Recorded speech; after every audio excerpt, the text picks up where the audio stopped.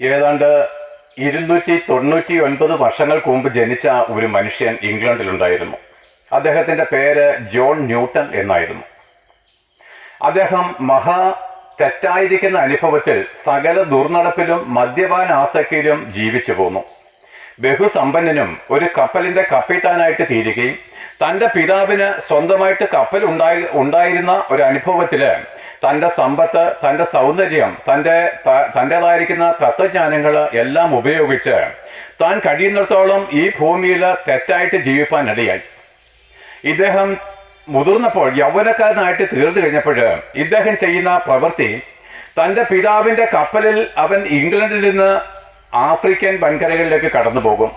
എന്നിട്ട് അവിടുത്തെ അടിമകളായിരിക്കുന്ന ജനങ്ങളെ, കറുത്ത വർഗ്ഗക്കാരെ, നമ്മളിവിടെ ആടുമാടുകളെ വിൽക്കുന്നത് പോലെ ചങ്ങലയിൽ ബന്ധിച്ച് ഇംഗ്ലണ്ടിലും മറ്റ് യൂറോപ്യൻ രാജ്യങ്ങളിലേക്കും കൊണ്ടുവന്നിട്ട് അവരെ മാടുകളെ പോലെ ആ ചന്തകളിൽ വിറ്റുപോയിരുന്നു. അതായത് ആ അടിമച്ചന്തകളിൽ അവരെ വിറ്റുപോയിരുന്നു. മഹാക്രൂരനും ലോകത്തിലെ സകല പാപങ്ങളും ആസ്വദിച്ച് കടന്നുപോയ ഈ മനുഷ്യന് തൻ്റെ ജീവിതത്തിൽ അസാധാരണമായിരിക്കുന്ന ഒരു രൂപാന്തരമുണ്ടായി. അപ്പോൾ നോക്കുവിന് ഈ ലോകത്തിലെ എല്ലാവരെക്കാളും മ്ലേച്ഛനായിട്ടാണ് ഈ മനുഷ്യൻ ജീവിച്ചത്. അദ്ദേഹത്തിൻ്റെ പേര് ജോൺ ന്യൂട്ടൺ.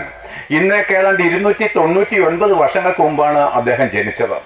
എന്നാൽ നോക്കുവിന് ഒരിക്കൽ താന് ഈ അടിമച്ചന്തയിലേക്ക് അടിമകളെ ആഫ്രിക്കയിൽ നിന്ന് പിടിച്ച് ചങ്ങലക്കിട്ട് തൻ്റെ കപ്പലിൽ ഇട്ടുകൊണ്ട് ഈ കപ്പൽ ഓടിച്ചുകൊണ്ട് ഈ ഇംഗ്ലണ്ടിലേക്ക് മടങ്ങി വരുന്ന വഴിക്ക് അസാധാരണമായിരിക്കുന്ന കാറ്റും കോളും ഉണ്ടായിട്ട് തൻ്റെ ആ കപ്പല് ഏതാണ്ട് മുങ്ങുന്ന അനുഭവത്തിലേക്ക് വന്നു.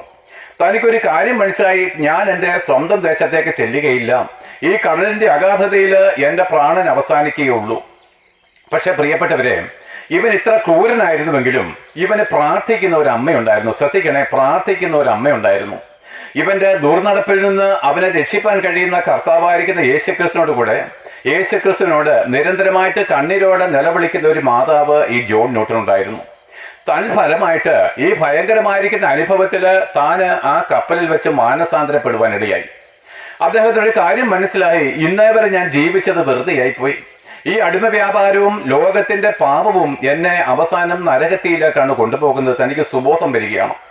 താൻ ആ കപ്പലില്, ആ ഡെക്കില് തൻ്റെ ആ മുഴങ്കാലും അടക്കിയിട്ട് ഇങ്ങനെ പറഞ്ഞു, കർത്താവേ, എൻ്റെ അമ്മയുടെ ദൈവമേ, ഞാൻ നിന്നെ സ്നേഹിക്കുന്നു. ഇനി ഒരു നാളും പാപം ചെയ്യാതിരിക്കാൻ തക്കവണ്ണം എന്നെ സഹായിക്കണമെന്ന് പറഞ്ഞു. നമുക്ക് പ്രിയപ്പെട്ടവരെ, ഇത്ര ദുർനടപ്പുകാരനായിരിക്കുന്ന ഈ ജോൺ ന്യൂട്ടനെ തൻ്റെ മാതാവിൻ്റെ പ്രാർത്ഥനയാൽ മടക്കി കൊണ്ടുവന്ന സമാധാനത്തിൻ്റെ ദൈവം, ഈ മനുഷ്യന് അതിനുശേഷം തൻ്റെ ഈ അടിമ വ്യാപാര ചന്തയിൽ നിന്ന് താൻ പിൻവാങ്ങി. ഇപ്പോൾ താൻ എല്ലായ്പ്പോഴും ബൈബിൾ വായിക്കുന്നവനും പ്രാർത്ഥിക്കുന്നവനും മറ്റുള്ളവരോട് സുവിശേഷം പറയുന്നവനുമായിരിക്കുന്ന ഒരു മനുഷ്യനായിട്ട് തീർന്നു. എന്നാൽ തനിക്ക് അറിയാവുന്ന ഒരേ ഒരു വരുമാന മാർഗം കപ്പലിൻ്റെ കപ്പിത്താനായിട്ട് പോകുന്നതായിരുന്നു. വർഷങ്ങൾ കഴിഞ്ഞു. താൻ സാമ്പത്തികമായിരിക്കുന്ന കഠിനമായിരിക്കുന്ന ഞെരുക്കങ്ങൾ കൂടെ കടന്നു വന്നു. എന്നാൽ വീണ്ടും താൻ കപ്പലിൻ്റെ കപ്പിത്താനായിട്ട് മറ്റ് ബിസിനസ്സുകളിലേക്ക് തിരിയുകയാണ്. അതായത് അടിമച്ചന്തയല്ല, മറ്റ് വ്യാപാരങ്ങളിലേക്ക്. പക്ഷേ അവിടെ വെച്ച ഒരു സംഭവം തനിക്കുണ്ടായി. താൻ ഇങ്ങനെ കപ്പൽ ഓടിച്ചു പോകുമ്പോൾ ആ കപ്പലിലുള്ള 2 ജീവനക്കാര് ഒരു ഗൂഢാലോചന നടത്തുകയാണ്. ഈ ജോൺ ന്യൂട്ടനെ കൊന്നിട്ട് അല്ലെങ്കിൽ തടവിലാക്കിയിട്ട് ഈ കപ്പൽ റാഞ്ചിയെടുക്കണം, കപ്പൽ എന്താണ് മോഷ്ടിക്കണം. ഇത് താൻ അറിഞ്ഞു. താൻ അറിഞ്ഞു കഴിഞ്ഞപ്പോൾ താൻ എന്ത് ചെയ്തു എന്നറിയാമോ? പണ്ട് മാനസാന്തരപ്പെടുന്നതിന് മുമ്പാണെങ്കിൽ ആ ക്ഷണത്തിൽ തോക്കെടുത്ത് ഇവരെ വെടിവെച്ച് അവരെ ആ കടലിലേക്ക് തള്ളുമായിരുന്നു. എന്നാൽ ഇന്ന് താൻ എന്ത് ചെയ്തെന്നറിയാമോ? താൻ മുഴങ്കാലം അടക്കി ഈ വിഷയം ദൈവത്തിന്റെ സന്നിധിയിൽ വെച്ചു. കർത്താവേ, ഞാൻ ഇവിടെ നിസ്സഹായാവസ്ഥയിലായിരിക്കുന്നു. അവരെന്നെ കൊല്ലുവാൻ പ്ലാൻ ചെയ്തിരിക്കുന്നു. ഞാൻ എന്തു ചെയ്യണ്ടു? എന്നാൽ പ്രിയപ്പെട്ടവരെ, ആ 2 പേരിൽ ഒരുവൻ 3 ദിവസത്തിനകം പനി പിടിച്ച് മരിച്ചുപോയി. രണ്ടാമൻ ഇത് ദൈവകോപമാണെന്ന് അറിഞ്ഞുകൊണ്ട് ആ ജോൺ ന്യൂട്ടന്റെ കാൽക്കൽ വീണ് മാപ്പിരക്കുവാനിടയായി. ഇപ്പോൾ ജോൺ ന്യൂട്ടനെ ആർക്കും ഇഷ്ടമല്ല. പണ്ട് മദ്യപാനിയും തോന്നിയവാസം ജീവിക്കുകയും ചെയ്യുമ്പോൾ ആ കപ്പലിലുള്ള എല്ലാവർക്കും അവനെ ഇഷ്ടമായിരുന്നു. എന്നാൽ ഇപ്പോൾ എല്ലായ്പ്പോഴും ബൈബിൾ വായിക്കുന്നവരും പ്രാർത്ഥിക്കുന്നവനുമായിരിക്കുന്ന ജോൺ ന്യൂട്ടനെ ലോകത്തിന് ഇഷ്ടമായിട്ടില്ല. നോക്ക് പ്രിയപ്പെട്ടവരെ, അവൻ അവിടെ ഒരു ഗാനം രചിക്കുകയാണ്. ഈ ഭയങ്കരമായിരിക്കുന്ന ആപത്തിൽ നിന്ന് വിടുവിച്ചതിന് ശേഷം അദ്ദേഹം ഒരു ഗാനം രചിക്കുകയാണ്. അതാണ് നമ്മൾ മുമ്പിൽ കേട്ട അമേസിംഗ് ഗ്രേസ് എന്നുള്ള പാട്ട്. അതായത് ഇന്ന് 270 വർഷങ്ങൾക്ക് മുമ്പ് രചിച്ച ഈ ഗാനം ഇന്നും ഇംഗ്ലീഷ് ഭക്തിഗാനത്തില്, ക്രിസ്തീയ ഭക്തിഗാനത്തില് അതിനെ വെല്ലുവാൻ മറ്റൊരു ഗാനം ഇന്നേ വരെ ഉണ്ടായിട്ടില്ല.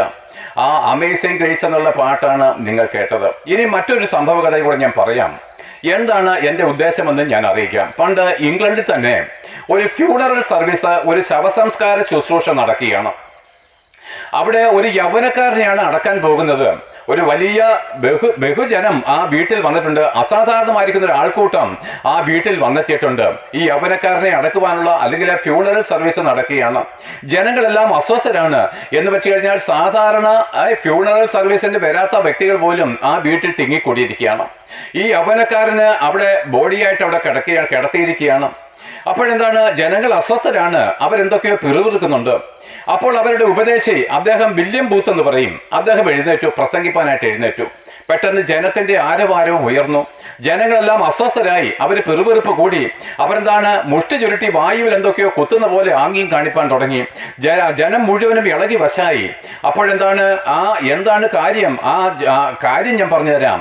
യഥാർത്ഥത്തിൽ ഈ യൗവനക്കാരൻ ആരാണെന്ന് അറിയാമോ? മരിച്ചുപോയ യൗവനക്കാരന്. അവൻ സ്വാഭാവികമായിട്ട് മരിച്ചവനല്ല. അവന് ആരെങ്കിലും കൊലപ്പെടുത്തിയതുമല്ല.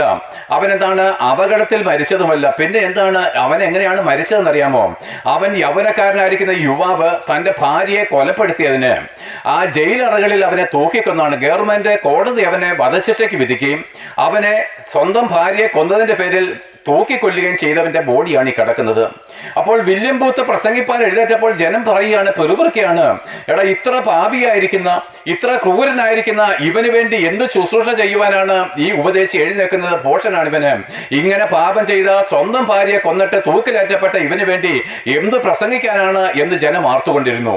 എന്നാൽ പ്രിയപ്പെട്ടവരെ, വില്യം ബൂത്ത് ആ കിരിപ്പടത്തിൽ നിന്ന് എഴുന്നേറ്റ് ശാന്തതയോടെ ജനങ്ങളെ അല്പനേരം നോക്കിയതിനു ശേഷം കൈ കൊണ്ട് ആംഗ്യം കാണിച്ചു. എല്ലാവരും ശാന്തമാകുവാൻ കൽപ്പിച്ചു. പൊടുന്നനവെ എല്ലാവരും ശാന്തരായി.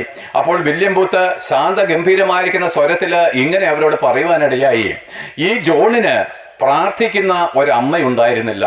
പ്രിയപ്പെട്ടവരെ, ഒന്നുകൂടി എടുത്തു പറയാം, ഈ ജോണിന് പ്രാർത്ഥിക്കുന്ന ഒരമ്മയുണ്ടായിരുന്നില്ല. ജനം പൊടുന്നനവെ ശാന്തരായി. എല്ലാവരുടെ മുഖം നിലം വരെയും കുനിഞ്ഞു.